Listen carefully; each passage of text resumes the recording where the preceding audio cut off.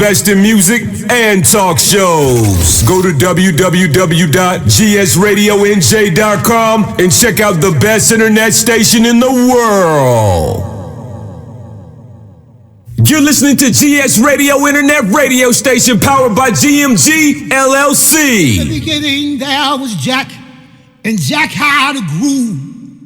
And after a while, a deep sleep fell upon him, and he went looking for a new groove. He began looking for a new nation, and it had to be a soulful nation. And he found it, and it was Soulful House Nation. And he saw a building. It was a tall building. It had 10 stories, and he entered the building and got on the elevator and pushed the 10th floor, but it stopped on the 8th floor. And that's where he found his new groove. And he began to jack and jack and jack and jack. And he knew that this was it. It was Soulful House Nation on the 8th floor. Get ready, get ready, get ready.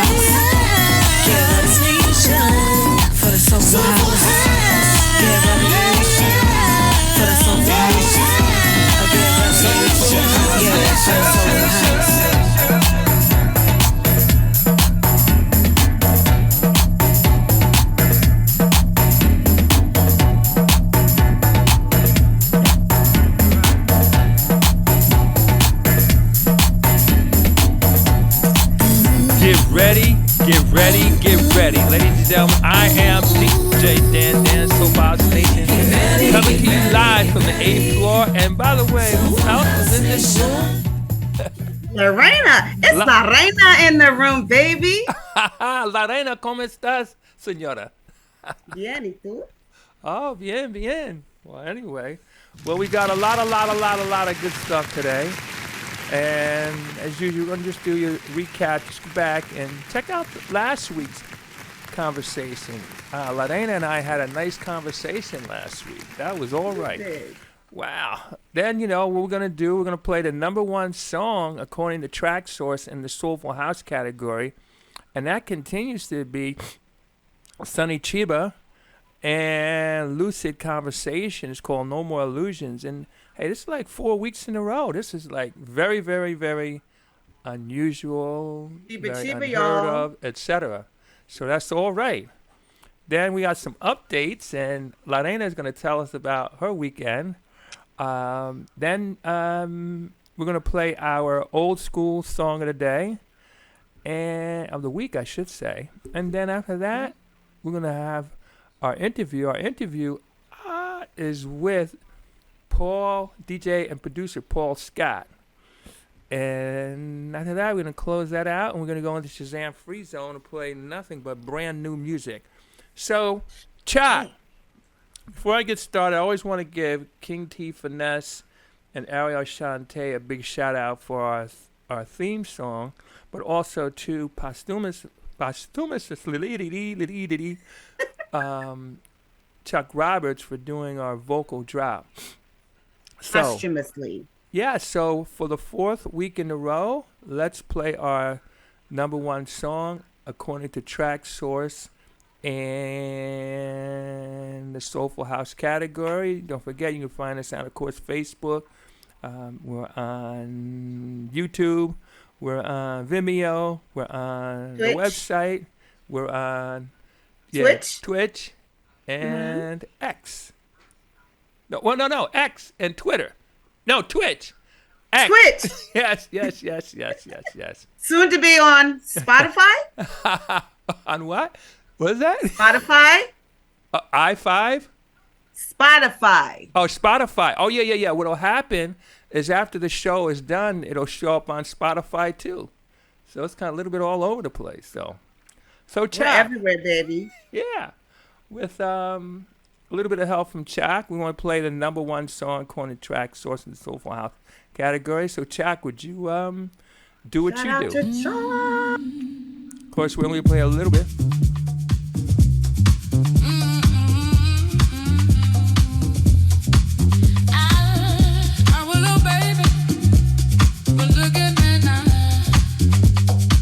I love her voice.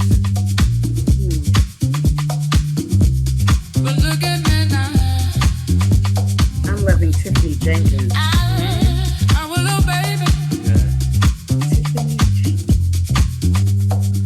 Okay, we're gonna fade it out.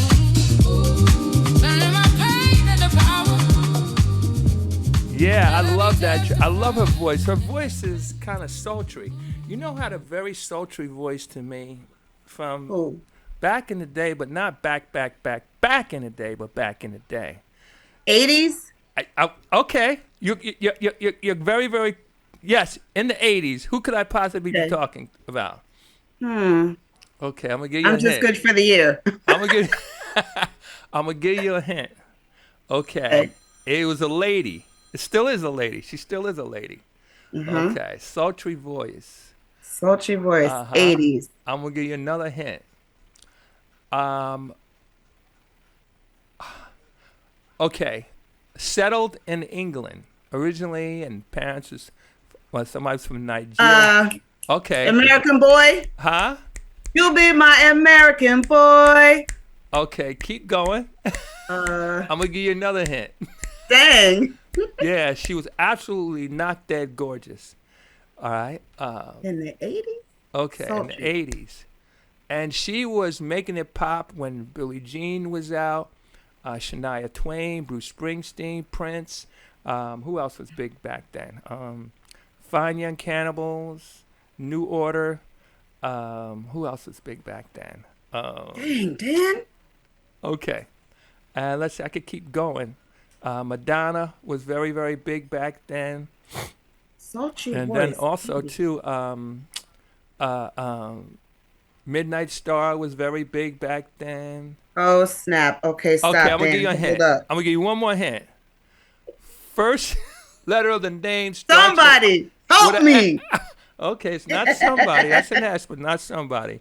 With an S, it starts with an S. Okay, starts with that. Uh-huh. And 80s. Sultry. Sultry. Starts with an S, ends with an E. How about that? Oh, wow. I'm done. Four Just letters in the name. Matter Four of fact, letters in the name. Yes. Sade. Shut it. I said it with you, Chuck. Oh, yes. Yes. Yes, Chuck. Oh, my goodness. She had a very, very sultry. I was just listening to She her. does still have a very yes. sultry voice. Yes. So That was a anyway. good one, Dan. You got me. Hey. She was very, very popular, too. Oh, extremely. She was Listen, the and woman her at stuff that is time. what? From the 80s? What, that's 40-something years old? 40-something years ago, I think 84 or something like that, she came out.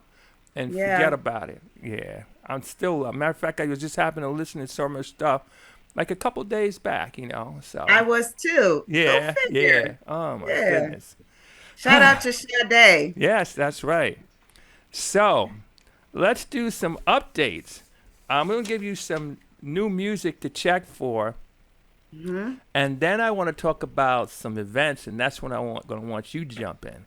So listen, some new stuff that you should be listening for. Stacy Kidd has a new track. Well, he has a new album out called Blessings. And one of the tracks on there is Let's Get It On. Yeah. So anyway, he does a great job. Then Seavox out of Miami has a new track called Hypnotize. And then there's a gospel house track by Revival House Project. It's called Take Me to the River. So these are some new songs you should be checking out. So let's do this. Let's talk about, well, first of all, let me just do this. For the people who I wasn't with on Thanksgiving, happy Thanksgiving. And then the following day was my birthday, and I had hundreds of happy birthday wishes. I want to thank everybody for doing that, and they're still coming in. So thank you so much, everybody. Okay. Well, aren't you loved, Dan? Also, over the weekend, and on my birthday, I'm not going to go so far as saying in celebration of my birthday, but you went to some place this weekend, right? I sure did. Tell us where you went. It was a very special place. Okay, I couldn't. You went out. Very special place. Okay, got you. Tell us about it. Give us the skinny on it. So here's the skinny. Give it to you in a few ticks. Okay. It was at Club Allure, Okay. and it was the Murphy's reunion. Okay. Now, if you don't know about Murphy's was literally considered a dive bar. DIVE?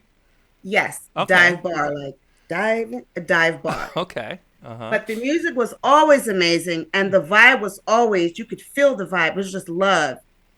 Like, it wasn't any negativity, just positive love. Well, the reunion, must I say. It was hosted by David Hunter. Okay. And the DJs were Eric Briscoe, David Ian, a.k.a. Mr. Helper, Kim Davis, and Deuce Martinez. Okay. So we've had some 80s, some 70s, some current, but basically it was old school, old house music. Okay. The stuff that made your body just move and you just had no choice but to close your eyes and just go with it. Wherever the music made you go, that's where you went. Right. Wow. I did my thing. Everybody did their thing. Uh-huh. It was a beautiful, beautiful event. So shout out to Malik Versatility. Okay. Thank you, Malik. Okay. And shout out to the group and the whole crew that put this together. We all appreciate you and we all thank you. We all had such a fabulous time. All right. Now, it was really nice, Dan. Fantastic. Now, if I remember correctly, I remember the name Malik because it's spelled like Malik, but he pronounces it Malik. And it seems like not this year, but last year, he was either a designer or a model or something like that at the fashion show. Is that the same person? I have to say, huh? Yes, Malik is everything, all encompassed into one. Oh, okay. All right. Dancer, designer, musician, artist. He has 2 club songs out that I'm waiting for him to get them out there. Let's go, Malik. I love your music, Malik. Yes, he's very talented. Shout out to Malik. Okay, I thought that name rang a bell. Yes, now, Malik Versatility. Okay. Fantastic. Yeah. Wow. Yeah. Well, it was really nice. Few big things that are happening. This week, as you know, Jihad Muhammad's doing his annual birthday party, Adidas party. Just want to wish them a big shout out. And as you know, is that going to be at the Robert Treat? Yes, and Adidas. Yeah, and Adidas is the theme for the day. Adidas. And then Stacey Mitchell is having her event on December 14th, her Gospel House event. And in addition to that, the DJ is going to be Chill X. So that ought to be good. And then January 15th of 2026, you will see stuff going on very soon. It's going to be the Patterson House Music event. That's going to be, honoring and repping Patterson, New Jersey. So we're going to see some flyers out there. It's going to be at Leneve's. It'll be like $20 to get in. $20. Yep. No, okay.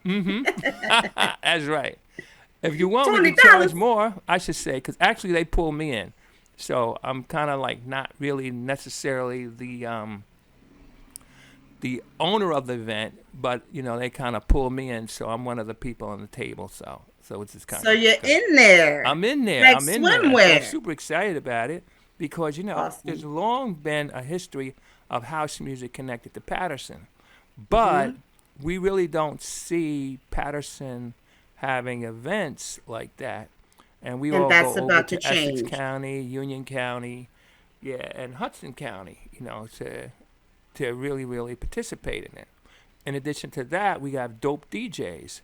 But, they don't really make they don't really get on the festivals like that too much. That's okay. They're about to be doing their own thing, right?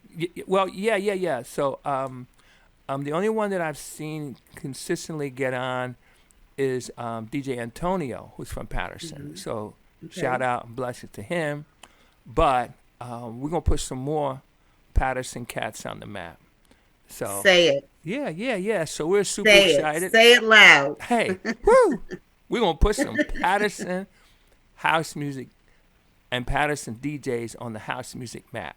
All right. Yes, you're coming. You're coming. What I got to tell you is that we're hoping people from Essex and Union County and those places, Hudson County, come out. However, we've got a lot of people in this area, and we're gonna certainly get the word out to people who are not from Patterson or in that area. But we, we also too, and I've talked to some other people who've been pretty successful, kind of doing their own thing, and it's pretty much they've had to build their own thing from the ground up, for whatever reason that is. But we're going to make it available to everybody, so we're excited about that. That's January 15th, and what we're going to do too, we're going to also honor some people, and we're going to make a donation to the mental health organizations. An organization that's working with mental health and trying to do that. So it's when are we doing that? Yeah, that's going to be January 15th, 2026. Okay. So like I say, we want to have a good time, but we also too, we're going to honor a couple of people, but we also want to bring awareness and make donations possible, for the cause of helping people with mental health issues. And if we're all honest for just 1 minute, we all know somebody that has had or is having mental health challenges. Yes, we do. I do. Yeah, absolutely. I mean, I have friends, I have family members. I mean, so it's a thing. All right. And you know what too? It's a serious thing. Yeah. And what else too? I did a whole series of interviews with people with mental health issues. And I just got a message this morning that they just finished editing all the videos. So we are going to start releasing them within the next month or two. Okay. And I did interviews with people who had mental health issues and came out on the other side. I've interviewed people who are relatives or friends that are left behind on this. So, for example, like when you have dementia, you typically don't come out on the other side, but you still have the family and friends. I have one that I never got to, only because I couldn't get the person in place, is he said he would do it, but it hasn't happened. Suicide. Obviously, you don't come out on the other side in suicide, but you have the family members left behind, and there's conversation to be had regarding Question. that. Yes. Have you interviewed anyone that's dealing with mental illness and taking medication presently and on medication and talking about how they're dealing with it? I have. And how it affects their life? Yes, I have. But let me just share something with you. I did about, I think, 9 or 10 interviews, and we addressed depression, PTSD. Postpartum is definitely part of depression. Yeah, PTSD. Oh yeah. We also, what else? Dementia, Schizophrenia, schizophrenia. We did. bipolarism, We to did be bipolar. bipolar. We did addiction. As a matter of fact, on the addiction side, I did an interview with Miss Yaz, and she has been an advocate and in terms of awareness and been willing to share her struggles and how she came out on the other side. So Yes, shout out to you, Roy, Miss Yaz. that's right. That's right. So tell her like a T.I. is. So anyway, so we're Yes. gonna be releasing those things, and again, I brought that up because part of what we're doing is we want to make a want to have impact in that community. That's it. And yeah, so that's it on that. Okay, wait a any minute. Did any we other mention, excuse me, Dan, did we mention Trelex's birthday party, the Black and Pink Affair on December 13th Okay. at It's a Vibe Lounge? Okay. Mm-hmm. $20 early tickets. No, do that. Do that. And then also, really quickly, No, take your time. Take your time. the Newark Winter Village is open. It opened on November 29th. It's open until January 9th. What is it? You go, the Winter Village at Mulberry Commons. It's called the Newark Winter Village. It's at Mulberry Commons, and they have igloos, ice skating, Okay. hot chocolate. Okay. It's really nice. Nice for the family. All right. Fantastic. Very nice for the family. That is fantastic. Any And other that is things done we by, let's see. Oh, did you hear? Uh-oh. Okay. I don't know about anybody else. Soulful House Nation guests, our peeps. So the Coalition of House Music Entertainment, Okay. Mulberry Commons, Uh-huh. they want to do something outside with house music In the wintertime? in the wintertime. Okay. All right. These are prospective dates: 3rd, 10th, 17th, 24th, and 31st. Oh, We'll see. DJs are to be announced. We'll see. okay. All right. We'll see. Okay. So last several years, I've done some events DJing outside in the wintertime for the holidays in How is it? Patterson, East Side. It's a nice thing, but my goodness, no kidding. I will tell you, easy April, May, my fingers were still unthawing. I'm telling you. I mean, thank God for my buddy who came by and had some hand warmer things that you. Oh yeah, that, and then also too, I told them, if you bring me back this year, you're going to have a heater stuff from staying outside in that cold. Absolutely. So as long as they have that kind of stuff, you're in good shape. I'm imagining that they would have big heaters for us, but not too big so that we don't dance and get too hot. No, I got you. You don't That sounds interesting. Yeah. So I think That's a hot cocoa. Right. Yeah. I think little that's brandy. All good. Mm-hmm. Did I say that? Yeah. So all right. Well, look. Hey, let's move on.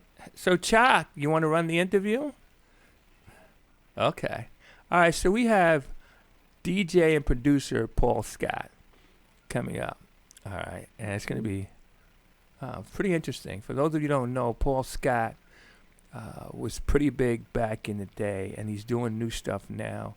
And he was one of the members of B.O.P, Brothers of Peace, and he decided to share with us.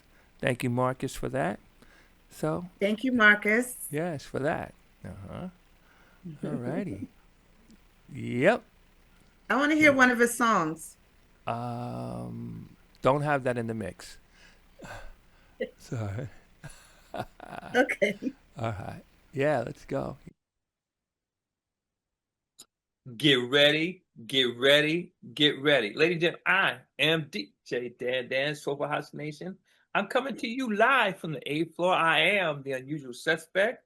This is Soulful House Nation. And today, ladies and gentlemen, we have a legend in the house. We have somebody that has done some stuff that you're still sweating to from back in the day. And it's going to be like that. We're going to have all these conversations. Ladies and gentlemen, I have Mr. Paul Scott. Everybody go, yeah. Let's give him a round of applause. Paul, how are you, sir? Man, I'm doing good. I'm blessed and highly favored, man. You know, I don't have nothing to complain about. And if I did complain, I don't think nobody would want to hear me. Yeah, okay, all right. Yeah. Well, we're gonna get started off on the easy side. Just tell us a little bit about you. Where you're from, your background, etc., like that. Mm-hmm.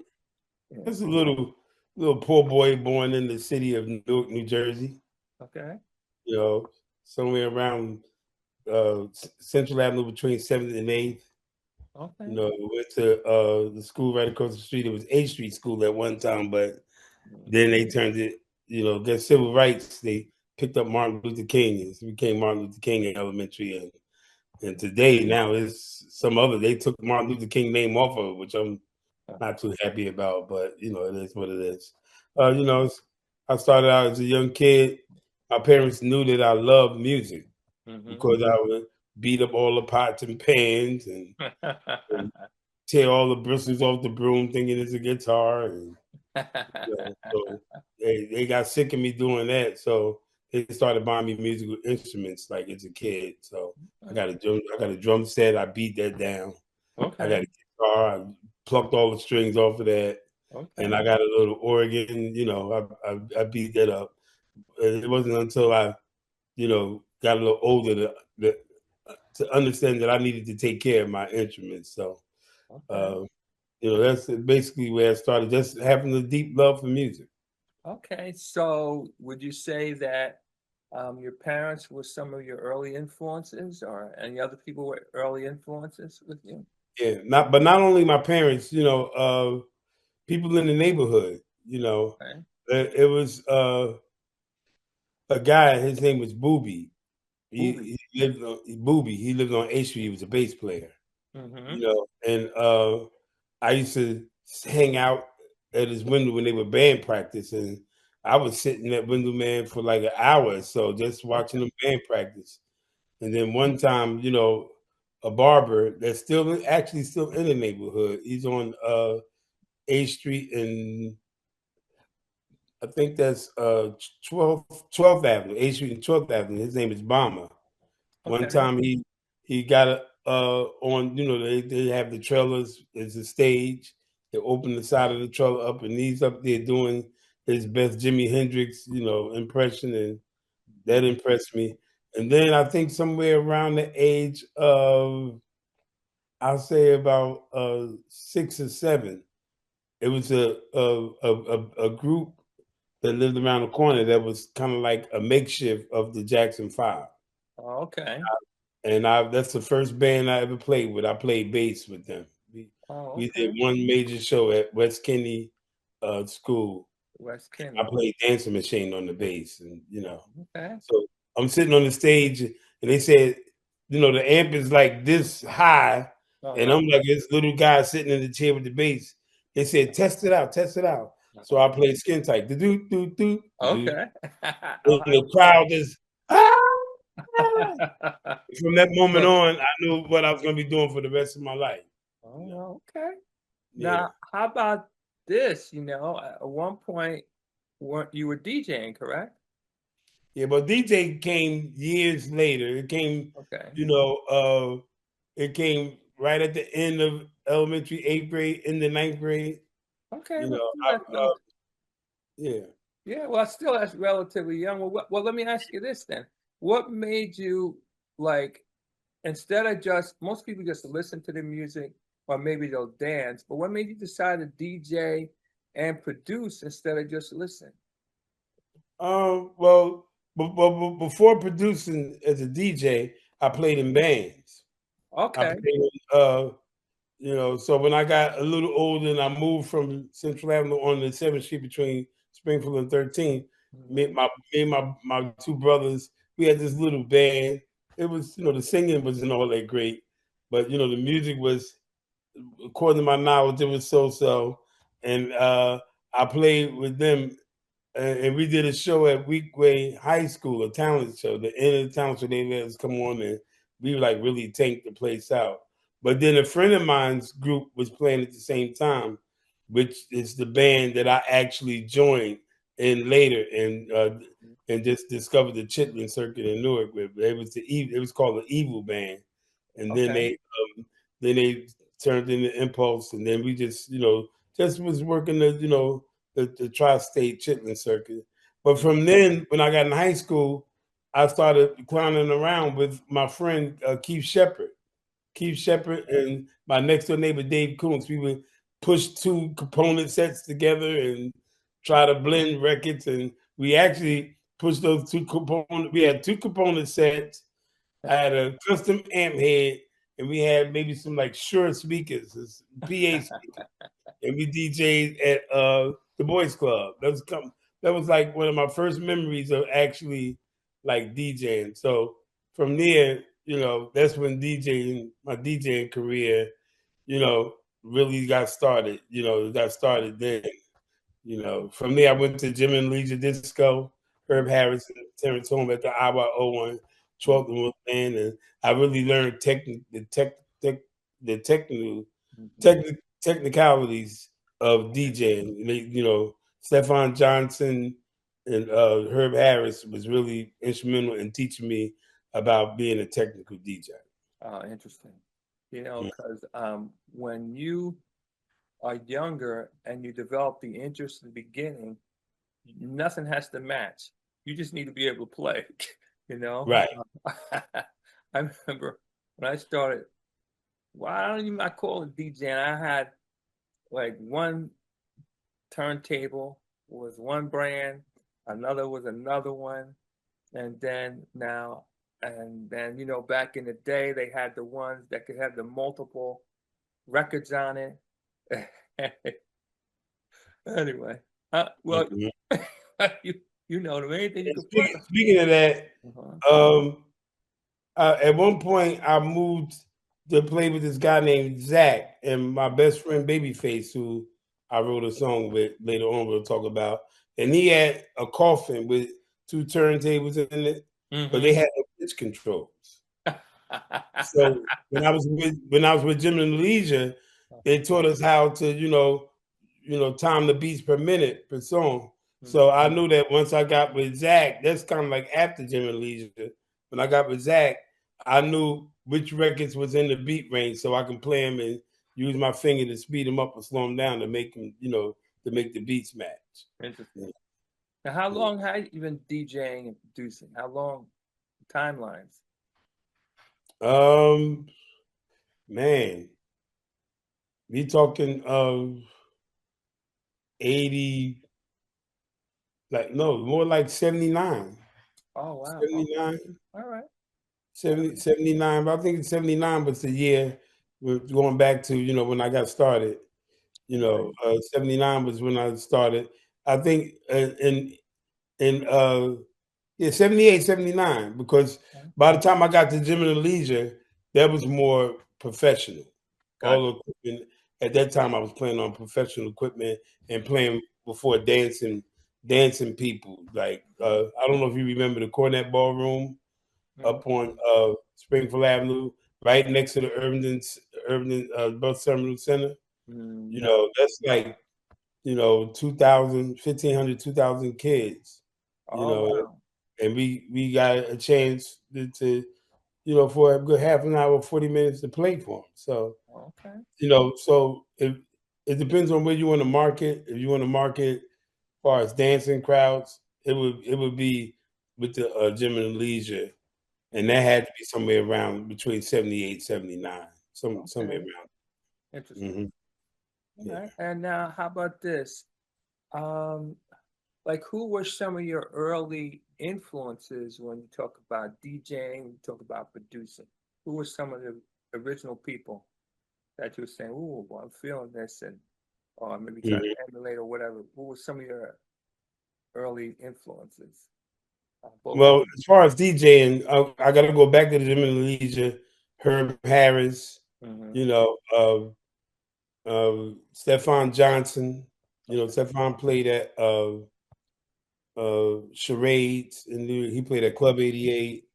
And then a little further along, when I got into college, into my King College years, which I did a lot of parties at King College, and I started going out to clubs. Now we're looking at Mark Thompson, we're looking at T. Scott, Larry Patterson. You know, I spent hours in the Zanzibar because they had the window on the side where you could see, look in the DJ booth at that time. I spent hours looking at T. Scott and Larry Patterson.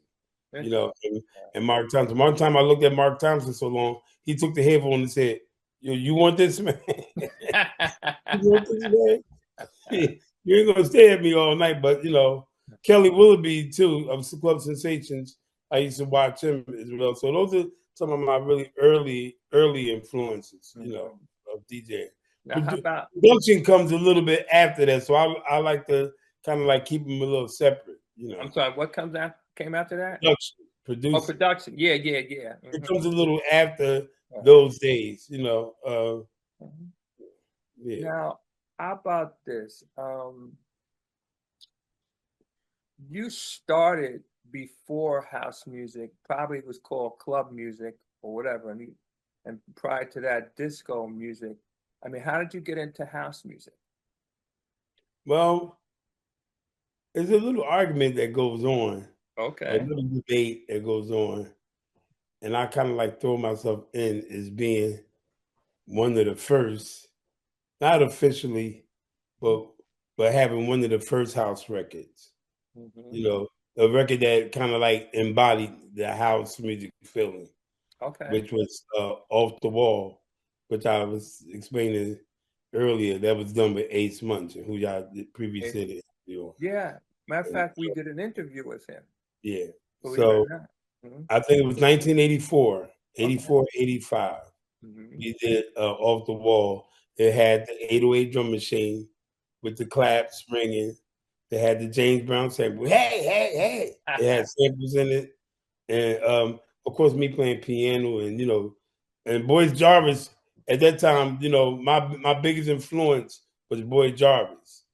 So the baseline on Off the Wall is heavily influenced by Boy Jarvis. So, gotcha. And then, you know, there's other, you know, when you go through the lineage of Chicago, it'd be maybe 1 or 2 records before that. But I still say that I was very early in the game of producing one of the house records. Right. Well, you know what's interesting about that, and I tell this story all the time. I used to be embarrassed about it, but you know, I heard of club music, and then I started hearing this term house music. And when I first started hearing this term house music, I thought that meant music that you play in the house. I didn't realize. Originally, from the Chicago story, it was. They was actually doing house parties, and they called it house music because it was done in houses. So that's the origination of the word house music. It was actually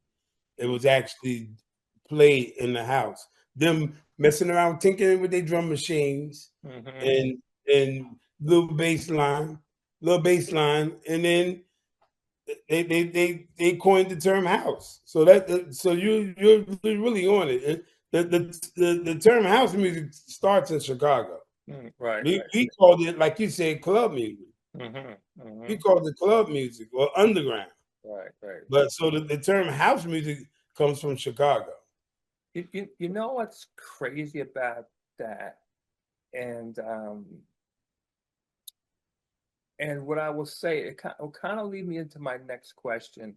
You know, it's really amazing how something can get started and what catches on and what doesn't. Like, for example,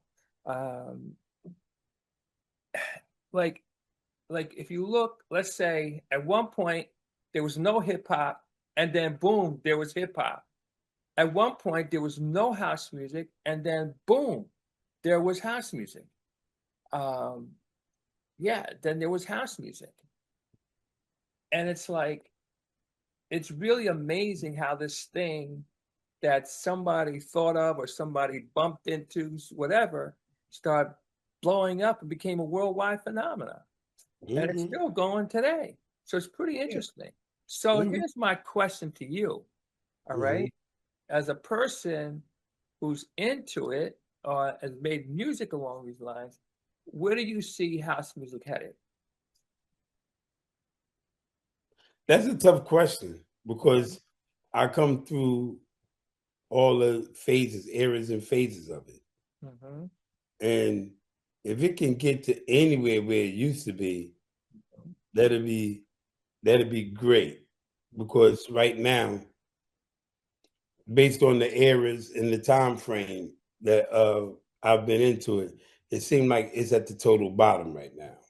Okay, interesting. Let me expound on that. Yeah. Uh-huh. House music back in the day, you can go to a club and you can hear a song. It had vocals on it. It had instrumentation. Mm-hmm. You can remember that enough to get to the record shop and say, "Oh, I heard this song that said, and you bring down the walls." Okay. And then the person working at the record shop knew exactly what you was talking about. They can go pick the record up, boom, put it in your hand, boom. And record sales was high. Right. Record sales was very high in those days. Mm-hmm. Record sales today in house music is non-existent. Okay. So where is house music going to go today? Oh man, the only place it can go at this point is up. But it's going to need a younger generation to latch on. Uh-oh. Gonna need, it can't be the old guys like me. Again, because a 60-year-old now has got to pay his mortgage. He's sitting back. He's trying to figure out his retirement. You know, it needs a new audience to latch on to it because, and we know that young kids support buying music of their choice, the hip hop, R&B hip hop, because your Jay-Z's and your Beyonce's and your Drake's and your Kendrick Lamar's. They're billionaires. They make more money now than our top artists did, hand over fist. Right.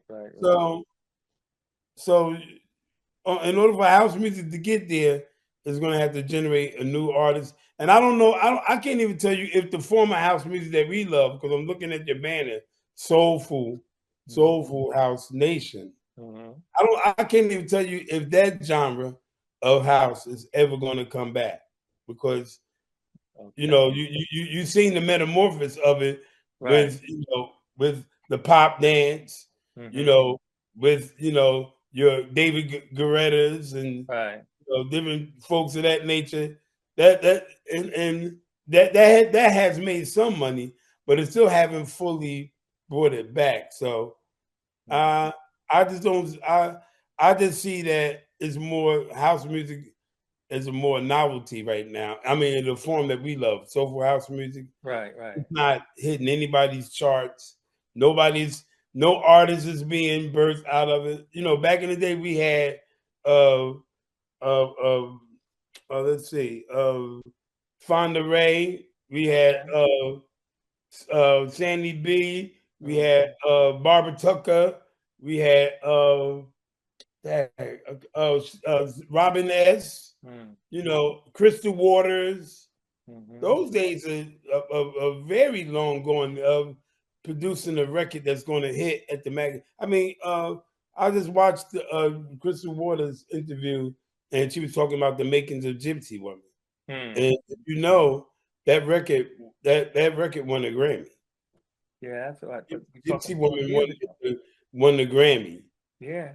And they do have a dance category, but I guarantee you, with your Soulful House Nation emblem in the back, if we went to look at the nominations of dance music, we wouldn't be familiar with any of that music because it's not from where we come from.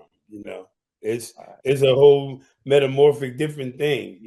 Everybody got a little pop, a little techno in it, and this is totally different from soulful house music. Right. All right. So I mean, that's my best answer. It would take a lot for it to really, especially the rebound from a soulful point of view. Right. It would take a lot of factors would have to come into play in order for that to happen. Why do you think that is, and what do you think would have to happen? Well, again, if we want to look at it from the soulful perspective, Mm-hmm. the question would be, what are the likelihood of a younger generation, of a generation between 15 and 25? What's the likelihood of them latching onto it? And what's the likelihood of artists coming back? Because artist is the one, the artist is the one who makes it big and it hits radio. You know, when you got an identity to it from an artist perspective, you know, and it's playing, it's generating, you know, it's generating plays, it's generating publishing, it's generating you know, funds. You know, it's going to take that wide group to be able to latch on to it, to take it there. And I don't know. Is it possible? I'll say, yeah, it's possible. Is it likely? Ah, you know, that's tough. That's tough. There has to be a record that comes out. In other words, I'll give you an example. Beyonce did what was it? What was the house thing she did? Remember My Soul. Break My Soul. Break My Soul. Right. Then Drake turned around and took Superman. Right. And then we did that. Who else that's in that era who did a house song? It was Drake, Beyonce. R. Kelly did something several years ago. Yeah, R. Kelly and Jennifer did a track. Listen, those are the biggest names in music history. Now let's just park on Beyonce's track for a minute. She ventured off and did a house track, and it did okay, but it didn't break the ceiling. But then when she decided to do country music, right? When she decided to do country music, it shot her into the ionosphere. So she gave it. It's not like she didn't give house a chance, right? She gave it a chance. It was a pretty good tune. I dug it. I never played it as a DJ, but I dug it. But that was your best chance of seeing house music bust out and other people with notoriety taking it, putting some wheels and wings on it and taking it up, and it just didn't go. All right. Well, I'll tell you what. I have some thoughts I'd like to share with you. All right. Okay. So every generation has their music. Right. So, but some music, for whatever reason, seems to continue to roll, maybe because it evolves or whatever, something like that. Now, look at this. Okay. Hip hop. They just celebrated maybe a year, maybe 2 years ago, give or take, 50 years. Now, you can see and hear where the hip hop evolved, because the hip hop, like the old school hip hop, like a lot of people like to say, the 90s was the golden era. Well, that music does not sound like today's music. No. Today you have trap, you have drill, you have different style. Okay. If you look at, if you look at rock and roll now, you're going to be 50, 60 plus, because if you look at the rock and roll, then let's say big back in the day was like Bruce Springsteen, Bon Jovi, etc., like that. And then you had the metal like Whitesnake, like Metallica and all that. Anthrax. Anthrax.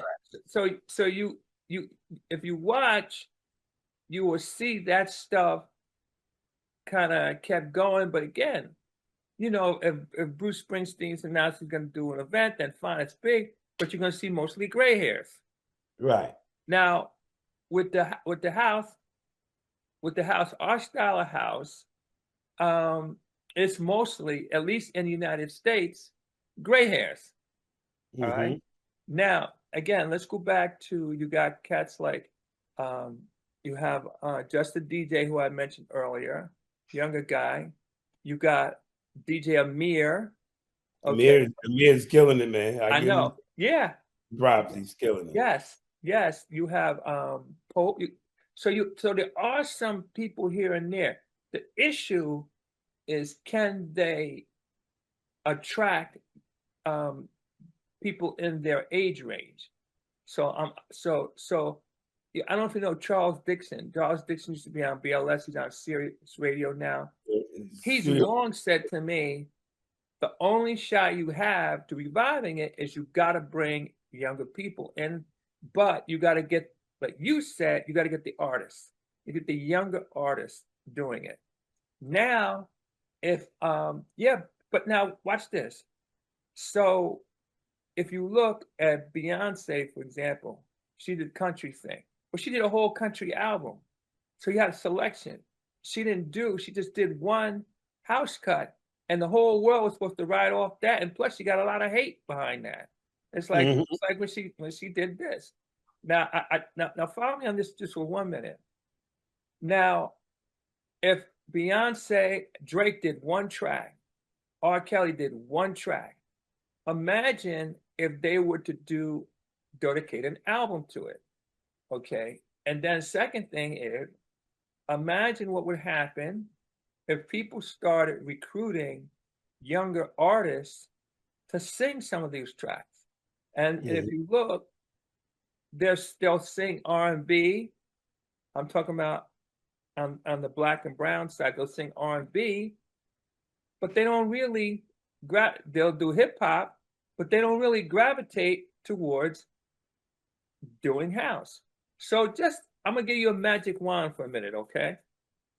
Just imagine you had X amount of dollars and you could go out and recruit, I'm gonna say 10 solid, on the hot side, ladies, gentlemen, that can do and get some good writers and that kind of stuff behind them, and then have them do some house music. Is there a possibility something would happen, or do you think what's gone is gone? Motown is gone. Not to say people don't listen to it. You could sell out maybe a theater. I don't see an arena right now. You have jazz. Jazz, you can sell out an arena maybe, but certainly you're going to more likely to sell out a club. Right. So I'm just saying, so again, I'm giving you the magic wand. Now you got, I don't know how much, because you've been in the business, say you got $10 million and you got to go recruit some people who are can sing it, younger people. Where do you think that would go? Or do you think, forget about it, it's done, that's it? You know, what's your thoughts? And especially now, they have not only Soulful House, but they have Gospel House, and Afro House is big. So just what are your thoughts? I'd say that I would take my money and put it into something else. Okay. I would. Okay. Because the reason why Beyonce and Drake and and Kanye didn't do a whole house album, well, they at the end, once they get their numbers and they look at it, and once they get their data and they look at their data, it's not generating. It's not generating enough for them to go to the next one. Gotcha. It didn't generate enough. Gotcha. So, in other words, you'll be pouring money down the toilet. They're not going to do that. Those people have a brand. They have an official brand that they have to protect. So they gave it a test run, and it just didn't work. And I was telling my partner Shank, I was telling him, because we was talking about the club shelter, and the person that I won't say his name, had dumped a lot of money into the club shelter at the time where house music was declining. And I said that wasn't a smart business choice, because you can see it declining. I firsthand felt the decline. Gotcha. The Soulful house music, because our checks started drying up. Checks started drying up. Shank and I Shank went back to school. I was still trying to hang on. I'm not really good with change. So I was trying to hang on until he told me to, Paul, just go do something else, because it's There's nothing else here. So after a while, you have to let reality take control and say, look, if I don't go to school, I have to go back to school to finish up to get my master's degree to get this early childhood education degree. Because man, look, in my heart, I could do house music. I'm still doing house music today, but it's more in the hobby form than it was in lifestyle, economic, a career form. I started out with Shank in, I think it was a little early 90, 89, 90. Okay. We had a 10-year run. And then when that 10-year run was up, we had to switch it up. Okay. Interesting. So you switch it up. So in your estimation, it's gone. Is that correct? Yeah. I mean, look, you've been in Lincoln Park, right? You've been in Lincoln Park? Yes. You've been to Roselle, right? Yes. You've been to all these different house music outdoor festivals. Right. You can get them to come to free all day. Yeah, come to free all day. But then I have my website up with my music. Can't get them to buy. Can't even get one 1/100th of the people in the park to buy a 99-cent download. Gotcha. So they'll go to free all day. Gotcha. But you can promote to them, do everything that you can, and it's hard to get them to buy a download, a 99-cent download. Gotcha. That's really the proof in the pudding. Gotcha. Now I love house music. I got you. I love it. I live it. I love it. When I go to the gym, I'm searching for the DJ that I want to listen to.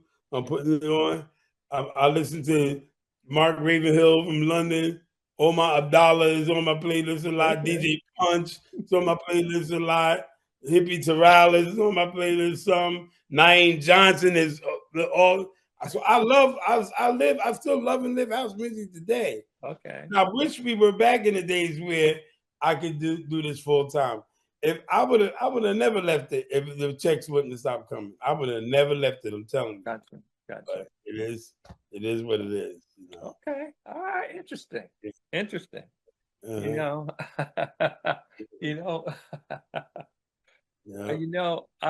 So I guess there's an old saying, and I guess I'm not ready to throw in the towel yet, but there's an old saying, when the horse is dead, dismount. Anyway, so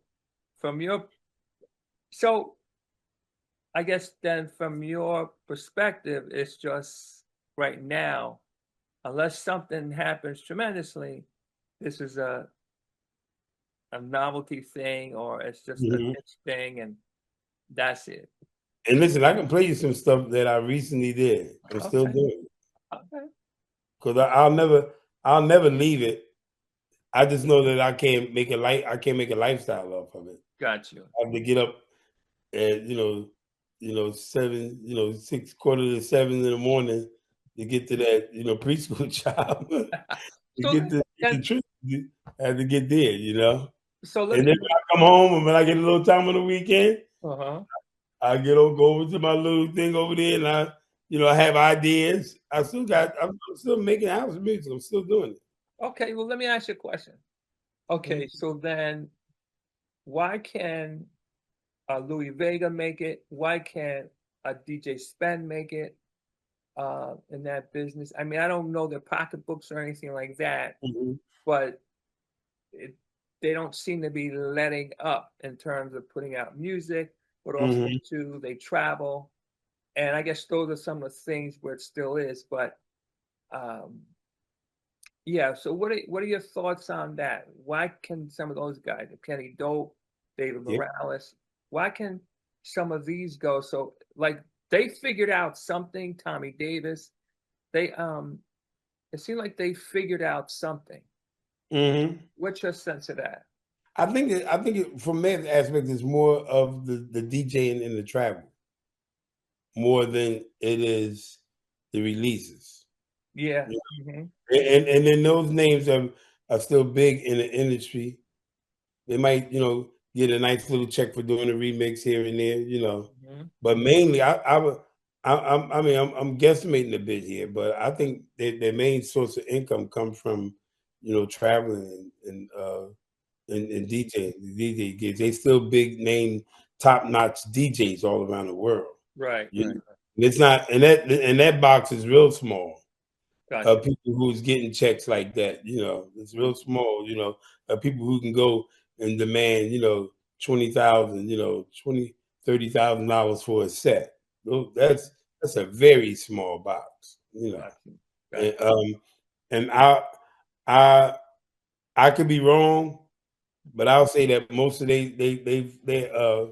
fame and success that's sustained is coming from gigging more so than it is releasing music. Well, from my perspective, releasing the music is almost like passing out business cards in my mind. Right. Versus that, the money's gonna be gigging. Maybe somebody pay them to produce something, but I'm gonna suggest most of it is gigging. A lot of that. Yeah. And they, worldwide. Yeah. You in Italy one week, you in Spain the next. Right. You in Japan the next. You in Australia. Right. When you got a revolving circle of doing gigs like that, and you getting between 15 and 20,000, 25,000 a pop, and you can do that. You can do that like 12 to 18 times a year. That's good money, man. It's good money. Right. Yeah. Let's talk about some of your past successes. You're my friend, Sandy B. Let's see, and Just Us. You're like, let's talk about Got a Love for You. Let's talk about some of that stuff and that music. How did that come about? Talk to us about that time, and also you had a partner named Shank. Right. So talk to us about that time, that era, how the success came about. Well, the first 3 records you listed was You Are My Friend. You said Sandy B. Sandy B. Feel Like Singing. Right. And Just Us, Joey Washington, right? Yeah. Okay. Yeah. Just Us. All the thing that those 3 titles have in common. And I got to bring my man back, because I'm still in the healing process. They were all recorded at Ace Beat on 6th Avenue. Okay. Yeah. All 3 of those tracks was recorded at Ace Beat. And it was something about that studio, man, on 6th Avenue that had a sound. Right. That was and he didn't have the top-notch equipment. But it's something about what he had in the room. Not to mention Call Him Up. I don't know if you have that on your list, track list. Call Him Up was done there too. It was just something about the room and the sound was just like it's incredible. And Ace was, generous enough because we had like a barter relationship. We would do remixes for him in exchange for recording, recording our music there. So, I think the first one out of the 3 was Just Us. Okay. Joey Washington. Okay. And if you listen to that clearly, we always had a knack for kind of like borrowing drum loops. If you listen to that clearly, you would hear Gypsy Men in the music. Is underneath the whole thing, and that gives it a groove. Then the little keys I did and Joey Washington on top, that's just like butter. So it was just great. And I think I assisted him on background. It was just me and him in background vocals on that.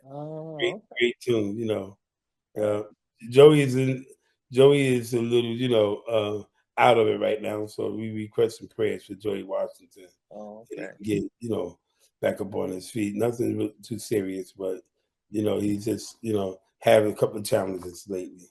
Feel Like Singing, Right. It was Magic, Ace Beat, Sandy B. Come in. I did the track Tyrone Payton on the organ solo at the end. You know, we knew we had something special. We sitting out in front of my house. I lived on 10th Street between 14th and 15th Avenue. And we sitting out in front of my house and we listening to it. It's like, wow, this is going to be a smash. And Michael White's got a little ahead of himself. He, you know, turned it over to Mercury Records and had a David Morales mix on it. But the oomph of the 12-inch was our original mix, and he decided to go away from that, and that kind of like killed the record, you know. But it was, you know, it was a very promising track for us, but it didn't get the, you know, the recognition that it deserved. And then You Are My Friend, man. I told Kenny over the summer, You Are My Friend is going to outlive us. They'll still be playing it. They'll still be playing You Are My. We'll be dead and gone, and somebody will still be playing You Are My Friend, man. Yeah, they'll be playing He Was My Friend, right? Yeah. Kenny was my friend. Yeah. But yeah, man, that's so beloved. Right, So it is. It was amazing to see how that record moved up, because when he first performed it, this is the latter days of the Zanzibar. When he performed it at the Zanzibar, it was like, oh man, who is this church Negro up here? Get him out of here with his suit on. Get him out of here. You know, from that to what? Dang, how many years later, and he's still performing the song. Listen. If I had to pick, like, I'm born and raised in Patterson. If I had to pick the one song that everybody would consider house, and it was that song that would just like take over the room, it's Kenny Bova, You're My Friend. Yeah. My friend. That's right. We was in a park in Union. My friend Kuvi, DJ Kuvi, he was Biz Markie's cousin, DJ. Okay. We in the park at his function in Union, and Kenny is performing this song, and hands is up. I mean, from the front to the back, their hands is up. Right. I'm like standing there, I'm like, wow. And then the song faded. I have my little keyboard up there. CC Rogers is on the keyboard playing the chorus to the song, and him and Kenny is going back and forth, and they was loving it. I'm like, yo, this song it's not going nowhere, man. You know, my friend is like, you know, I'm still trying to get my head around this, something that we did in Ace beat over, you know, how many years ago, man? It's just insane. I feel honored and privileged to be, you know, a part of, you know, making that record, man. This is incredible. Well, you know, that song, like I say, it's the kids know it, the mother knows it, the grandmother knows it, great grandmother knows it, everybody knows it. You know, what a big song. As a matter of fact, my sisters, we was down at a family reunion. Ready for me? Okay. Sure thing. Hey everybody, listen, that's the first part of this interview. We're gonna upload it. Yeah, tell them about. We're gonna upload it, and then you're gonna be able to see the full interview. There's a lot more good stuff coming. What do you say, LaReina? Great stuff coming. I have viewers, and they're enjoying the show so far. Okay. First part. Yeah, well, good. So what's gonna happen? We're gonna upload it, and you're gonna be able to see the whole show from start to beginning. You can pick up where you left off, about halfway, give or take, and then you can take it from there and watch it on out.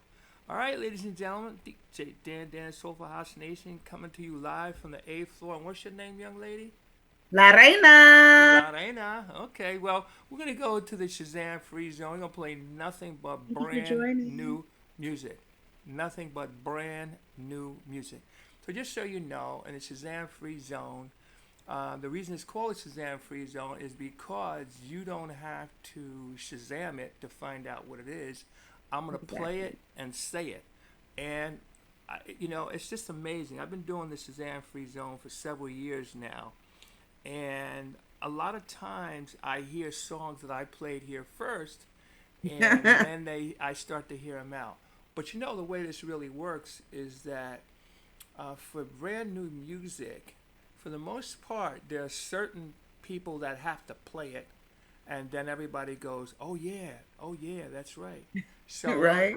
so that, or they have to hear it a certain place or certain whatever. But we're playing music before it's generally released. We have I'm gonna say, sometimes we have a lot of unreleased music, but we have a lot of music that has not been heard. So that's what we're going to do. We're going to continue on with the Shazam Free Zone, and we're going to take it from there. So, Chuck, you want to get us started, or you want me to just come out there and just start? Thanks for joining you guys. All right, ladies and gentlemen. All right, ladies and gentlemen, DJ Dan, Soulful House Nation, coming to you live from the 8th floor. I'm with LaReina. And we're going to go on out there to the Shazam Free Zone and play nothing but brand new music. All right.